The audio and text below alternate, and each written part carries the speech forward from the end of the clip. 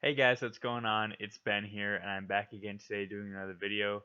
The subject of today's video is not going to be on sports because I just want to change it up a little bit. Today I'm going to be talking about movies, specifically the Oscars over the past decade. I'm going to be going through and highlighting 6 times that I think the Oscars picked the wrong winner for a certain award.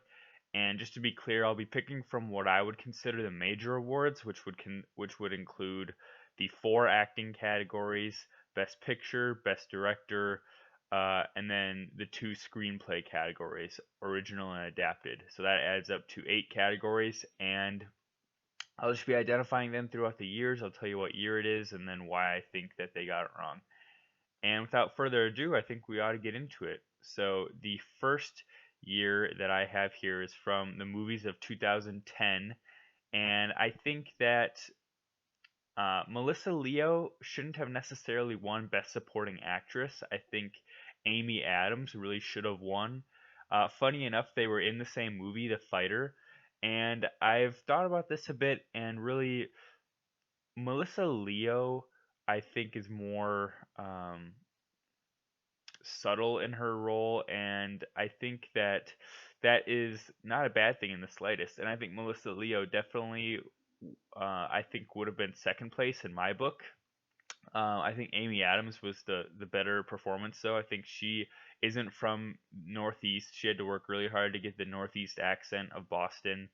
Melissa Leo's from New York, and yes, I know New York and Boston are different accents, but it was still a little bit easier for her to transition into that heavy Boston accent, whereas Amy Adams had to start from scratch. Amy Adams, I think, just sinks into her role a bit more, and I think she benefited from being a more well-known entity in that people were like, wow, I didn't even see Amy Adams in that role. But that's more impressive for her than Melissa Leo because people know Amy Adams so much better. So for her to sink into a role, that means that she obviously had been working a lot harder than she would have to otherwise, or for an actress who was unknown otherwise. But yeah, I think Amy Adams has a lot meatier parts in it too, where she gets like long dialogues and um, like monologues where she gets to, either criticize Mark Wahlberg, Christian Bale, basically ball bust any guy on the cast. Melissa Leo does great, but she just is a lot more subtle in all of her big parts, so to speak. The next one I have on here is the Best Supporting Actor category from the movies of 2012. And I think that really Philip Seymour Hoffman, I think, should have won instead of Christoph Waltz. So, Christoph Waltz had just won the award 3 years prior for his work in Inglourious Bastards, and um, we had Philip Seymour Hoffman getting a nomination for the movie The Master. A lot of people I've talked to are split on The Master. Some love it, some hate it. I am a lover of it. I think it is the master class. Funny enough, the movie The Master is the master class of um, of subtlety and nuance and reading between the lines and being able to not just have everything spelled out for you, black and white, but just being able to interpret and Philip Seymour Hoffman just has this very, very meaty role where he gets a lot of opportunities to give long monologues, and he brings I think, a level of um, not only like prestige to the role that he's playing because he's playing like the leader of a religious sect, which requires prestige, but he also brings an emotional impact that I think somebody else may have missed out on a bit, in that he was very um, vulnerable in certain parts of this movie, whereas I think another actor who would have tried to play that wouldn't have picked up on that aspect of this character as well, and would not have portrayed the more um, flawed human side of him as well. And I guess I really connected with that somehow, and I think that he deserved it. And I think when I look at Christoph Waltz's performance in Django Unchained, it feels um, cartoony at times, and it feels like um, it feels basically like a retread of what he did in Inglourious Bastards, but this time instead of being a Nazi, he is an anti-slavery guy going through the South. And wait for it, he has a beard this time. But he essentially is the same exact persona, just that he's not a bad guy in this movie. And I can see why he won this. He probably has some of the most screen time ever for a supporting actor win. He is actually essentially the main character of the movie up until about the last 30 minutes of it. And so I see why he won, in that he got a lot of exposure, and that a lot of times helps you. But I almost think that Christoph Waltz should have been considered possibly in the lead actor category in this year, so I don't know if he really deserved Best Supporting Actor. Now for the movies of 2013, again, the supporting actor category, I think that Michael Fassbender should have beaten Jared Leto for Dallas Buyers Club. Uh, I think to me, I'm just not ever sold on Jared Leto's performance in Dallas Buyers Club. I think he is pandering to the Oscar voters. I feel like the role is very Oscar baity. Um, and not that he's like overly dramatic or anything. I just feel like it's a role that was created to win an Oscar, sort of. And there's like a very distinct part of the movie where we get about 10 minutes straight of no Matthew McConaughey and all just following Jared Leto's character. And I feel like that 10 minutes was almost put into the movie to say, okay, Jared Leto, here you go. This is the 10 minutes where you prove that you deserve the Oscar. And I almost felt like um, it just felt like artificial a little bit, in that it felt like the movie was crafting itself in a way to get Jared Leto the Oscar exposure rather than like having the story naturally flow more, because I think throughout the rest of the movie there's really no part that Matthew McConaughey's not in, but about an hour to an hour 10 or 20 minutes in the movie, we have these 10 minutes where it just kind of shifts gears and only follows Jared Leto, and the rest of the movie isn't like that whatsoever. So I think that's my one gripe with that, is that I think he do good, yeah, but also did it feel like I was being his Oscar worthy performance, so to speak, was being shoehorned in and kind of like force fed to the audience. That's that's how it felt to me. Whereas Michael Fassbender, um, he's a very solid, steady presence throughout all of um, 12 Years a Slave. He plays this very flawed character. Of course, he's a slave owner. He's, of course, very flawed. And he's a very cruel and very much evil person in the movie. But he just strikes this chord of something that I think is hard to portray, which is like a very evil person who you can also sense an element of humanity into, which I think um, in the hands of another actor, they might have missed that element of it, which is like, yes, he's evil, yes, he's the villain or the antagonist of the movie. He does terrible things throughout the movie, but there's still a good deal of humanity to him, um, and I just think that because Jared Leto got like a 10-minute scene where he basically was the star of a miniature movie, he won the Oscar. Michael Fassbender never got that. Michael Fassbender was to me more of a traditional supporting actor, in that um he was truly supporting the main characters, who to me were um Solomon and Patsy. You only saw his interactions through them. You never saw like a 10-minute or even 5 or 3 minute scene where it's just following um, Edwin Epps, which is his character's name. You never saw that, and I think that is key here, in that he really was more of a supporting player than I would say Jared Leto was, and maybe that's why he didn't get recognized as much, is that Jared Leto had that sort of miniature movie where that he was a star of. All right. Next, from the movies of 2015, I'm really hitting the supporting actor category hard, and I'm sorry, but um, I'm going with Mark Rylance should not have won for Bridge of Spies over I think Tom Hardy deserved this Oscar. I know a lot of people think it was Sylvester Stallone's, and I'll kind of break down each of these three performances because I think these were the real three contenders. Mark Ruffalo and Christian Bale, you did decent jobs, but I just don't think that you were in the mix to win it this year necessarily. I think for those guys, getting the nomination was the win, really.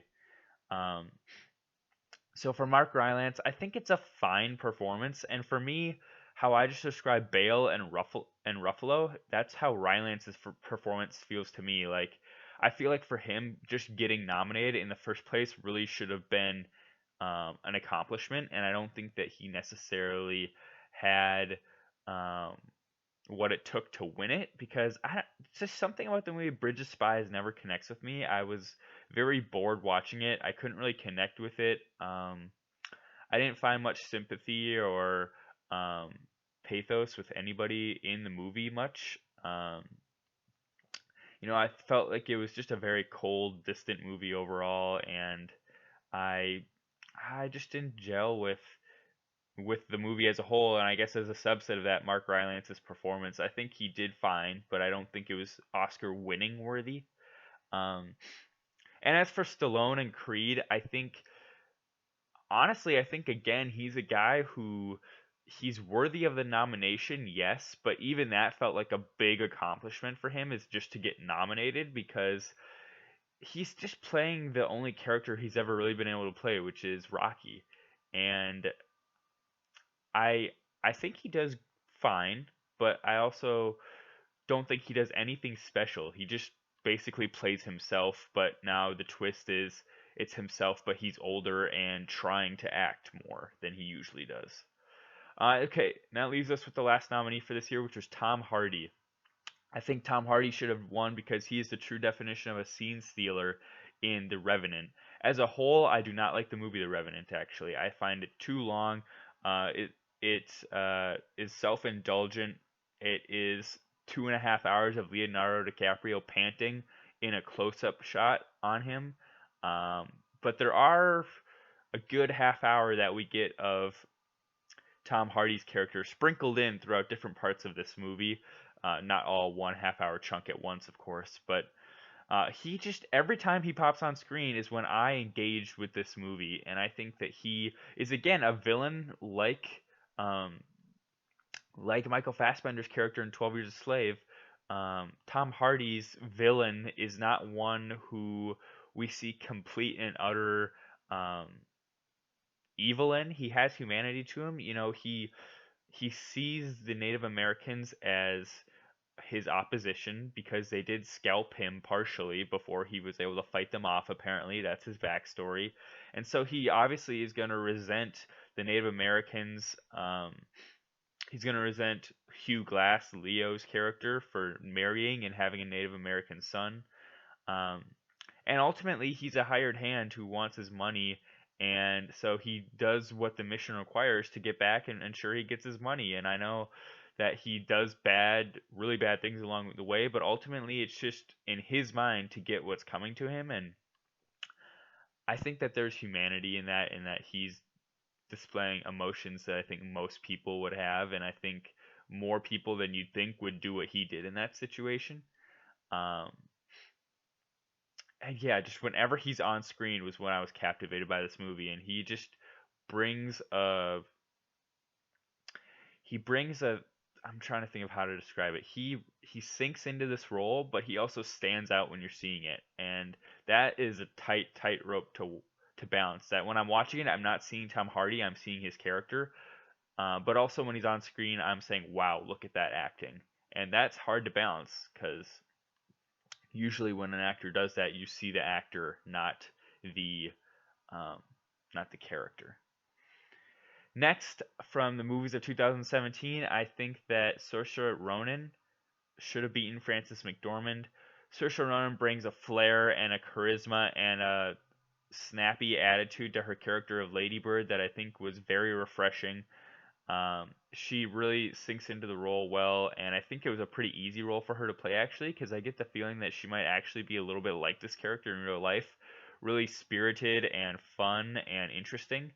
And yeah, I think it was just the perfect timing, and I was surprised that she didn't win because I felt like the reason that she didn't win, I felt like, was because her performance felt like um, Jennifer Lawrence in Silver Linings Playbook, and a lot of Academy people feel like they regretted giving Jennifer Lawrence the award for Silver Linings, so they didn't want to repeat that with Saoirse Ronan. But I think Saoirse Ronan's role is much deeper um, than Jennifer Lawrence's was, and I think it's actually interesting the parallels. Both were like I think 22 to 23 when they got nominated for those respective movies. They'd both been previously Academy Award nominated, but weren't really well known whatsoever. And this was kind of like their big breakout movie. But I think the Academy wanted to go for an attitude of like, well, you're 20 something, you'll win it eventually. Let's give it to the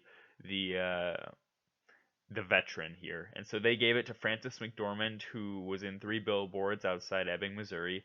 And to me, Frances McDormand gives in a very, I don't want to say pedestrian, but run of the mill performance in that she yells a lot, but she brings no emotional depth to her character whatsoever. And I get that it's a good Oscar type of role and that she gets to yell a lot and gets monologues and gets to be a spitfire. But I think she's a spitfire in a different way than even Saoirse Ronan in her role, because with Saoirse Ronan, she's a spitfire, but she also has these quiet, intimate moments that make you really connect with her. Whereas Frances McDormand is this closed off, angry old woman, and rightfully so. She's had trauma in her life, but there's never a moment in the movie where we get let in to Frances McDormand's character where she shows any sort of vulnerability or really sadness over her daughter. It always feels more like anger, and so we never are able to connect with her as well. And for that reason, I think it's just harder to connect, and I think you're watching the performance with more distance than you are with Ladybirds, and so for that reason, I I think that Ladybird should have won. And lastly, I'm going to go with let's see here. Oh, Best Picture of 2000, the movies from 2018, and I'm going to say that A Star Is Born should have won over Green Book.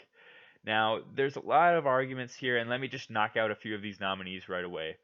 Um, let's see here. Black Panther, it wasn't going to win because I feel like it got in based on popularity, not on like critical acclaim. So that's why that nominee was in there. Black Klansman, fantastic movie. It didn't have enough exposure to people, so that wasn't going to win because not enough people saw it, not enough people were familiar with it. And being a movie on race, I'm sorry to say, but it was a lot more edgy than Green Book. I would have definitely preferred Black Klansman win. I loved that movie, but I think it was more edgy in what it was saying than Green Book, which was very vanilla, which is funny for a movie that's um, all about what you would think would be a radical subject, but it's very reserved and by the books. Okay, let's see here. Bohemian Rhapsody was never going to win. That was another one like Black Panther. It got nominated out of popularity and people who really like Queen instead of being critically acclaimed. The favorite, I think, um, good movie, very interesting. I liked it a lot, but again, too weird for I think a lot of mainstream people and Academy Award voters, so not going to win. Roma, there was nothing really to connect with on this movie super well, and I think um, it's interesting, yes, but you also feel very distanced from it, and I think it just doesn't have enough punch to it. It's too quiet of a film to be a Best Picture winner, I think, which is funny because Moonlight did the same thing a few years back, but I just think um, just Roma's story didn't even have as much punch as Moonlight's did, honestly. And then Vice, Vice was trying to be too cute. It was trying to be a weighty drama and a comedy too much at the same time. And the performances are a little bit too superficial to be Oscar worthy, I think. Okay, so that really brings us down to a Green Book and A Star is Born. Excuse me, Green Book, not a Green Book. Why did Green Book win? It's easy. It's a very safe movie. It takes no risks. It basically is simplified down to racism is bad. You should be able to be friends with anybody. Which, is that a good message? Yes, but is it way oversimplified? And does the movie as a whole very much oversimplify how everything in the world worked during that time period? Yeah, it feels like it. And Mahershala Ali gives a good performance. Viggo Mortensen gives a decent performance. Was he Oscar worthy? In my opinion, no. But he did get nominated. And overall, it just feels like a movie that people can get behind easily because it's so simple. Whereas A Star is Born, to me, it's a mystery why this movie didn't win. Um, I think the main reason it didn't win is because of the whole Oscar voters becoming, um, or there's this whole theme of the Oscars, I'd say, since Moonlight won, of like trying to pay back um, lesser represented groups, because after the Oscars so white thing, the Oscars have really swung the pendulum the other way and tried to prove we're not all white, we're not racist, and they just pick movies that um, are diverse over necessarily movies that are the best. And I think that you definitely should have a diverse pool of nominees and winners. And I think that there are some great movies like Black Klansman. I would have picked that over Green Book. But I think A Star is Born just really had this dynamic punch, I think, to it. And you had these two awesome leading performances. You had this good story. And I think when when a movie that's been remade 4 times feels fresh when you're watching it, that says something. And this movie definitely felt fresh when I was watching it. I felt like you got the performance of their careers out of Sam Elliott, out of Lady Gaga. Bradley Cooper ventured into directing for the first time. I think this is one of the best directing debuts I've ever seen from somebody who is a former actor turned director. Um, uh, he's right up there, I think, with the best actor directors that we have going these days, probably with like Ben Affleck. Um, yeah, I don't know what to say. I just love the acting in this movie. I love the story. I think the music is very good. And as a whole, I just think it was a better story and a more compelling, engaging movie. But I think ultimately Green Book won because the Oscars have been trending towards this theme of, unfortunately, um, they're they're almost putting promoting diversity above like rewarding the best performance sometimes. And as I say, I'm all for nominating and awarding diverse roles. Um, Especially when they deserve it. But I just think that with Green Book, it was the example of we can prove we're not racist by awarding the movie that blatantly says racism is bad. It's kind of like how they rewarded Crash. Crash's message in 2005 was racism is bad, and so they gave it to it to kind of promote like, hey, look at us, we're diverse, we're hip, we're with it. When it beat out a better movie, Brokeback Mountain, that was equally diverse because it was about two homosexual leads, or at least two men in a relationship together, and that was equally diverse. But they rewarded the more blatant, over the top um, message of we're diverse in the movie Crash.